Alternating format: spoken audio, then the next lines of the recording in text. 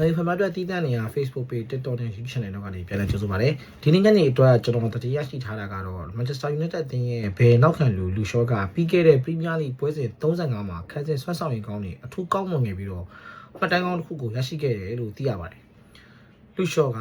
လီဗာပူးအသင်းကို 3-2 နဲ့နိုင်ရရှိခဲ့တဲ့ပွဲစဉ်မှာတိုက်စစ်မှု Shesh ကိုသွင်းယူခဲ့တဲ့သွင်းကိုဖျက်တင်ပေးနိုင်ခဲ့တယ်လို့တပွဲလုံးမှာလည်းလီဗာပူးအသင်းကစားသမားတွေစီကနေဘောလုံးချားဖြတ်လူယူမှု interception အကြိမ်6ကြိမ်ထိအောင်မြင်စွာပြုလုပ်နိုင်ခဲ့ပါတယ်ဒီအတွက်6ကြိမ်ဆိုတာကဒီနှစ်ဘောလုံးရသည် Premier League ပွဲစဉ်တစ်ပွဲထဲမှာ Manchester United ကစားသမားတစ်ယောက်ပြုလုပ်နိုင်ခဲ့တဲ့အများဆုံးချားဖြတ်လူယူမှုမှတ်တမ်းအဖြစ်ရပ်တည်သွားနိုင်ခဲ့ပါတယ်